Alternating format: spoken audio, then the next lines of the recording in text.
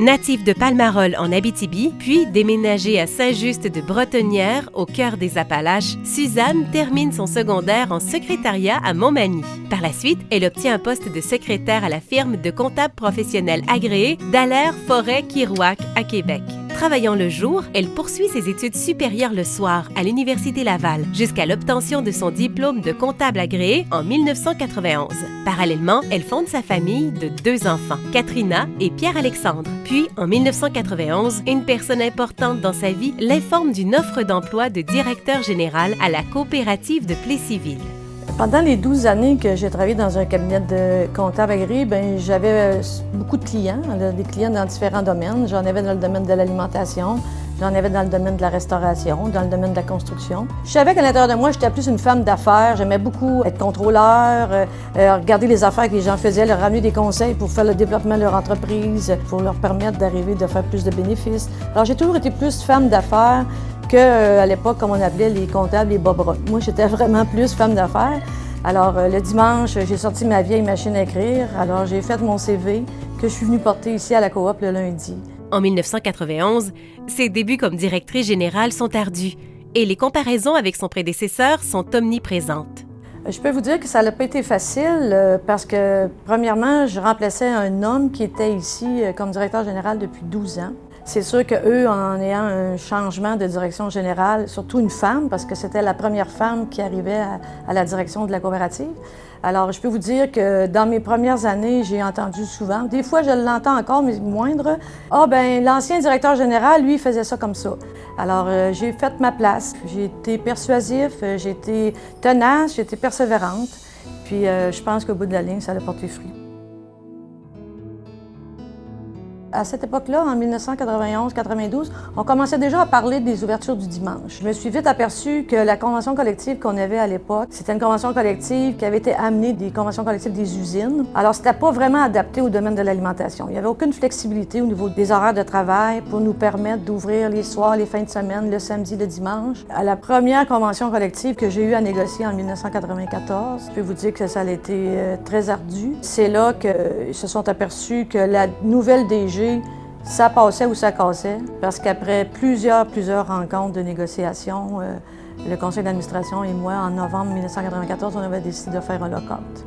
Alors, un lock-out, je peux vous dire que ce mot-là, il a resté gravé dans ma mémoire, parce que le lock-out, en fin de compte, on pensait probablement autant les employés que nous, la direction, que ça allait se terminer rapidement, mais ça allait durer 18 semaines. Quand on a fait la réouverture en avril 1995, la convention s'est adaptée au domaine de l'alimentation, ça s'est adapté aussi au niveau des employés, puis c'est là que ça nous a donné notre départ pour tous les projets qu'on a eus dans le futur au niveau de la coopérative. Ce lourd épisode a servi de levier à Suzanne Corriveau. Ce passage obligé a poussé son entourage à reconnaître qu'elle est la personne de la situation, qu'elle a l'ADN des affaires et qu'elle possède les outils nécessaires pour piloter, développer et faire prospérer la coopérative, ce qu'elle a fait comme aucune autre personne auparavant. La coopérative, les décisions qu'on a prises, on les a toujours prises dans le but de répondre aux besoins de nos membres. Puis moi, les décisions que j'ai prises au niveau de développement, que ce soit le dépanneur, que ce soit les agrandissements ici au IGA Extra, que ce soit le nouveau magasin à Princeville, ça a toujours été pris dans le but justement de répondre aux besoins de nos membres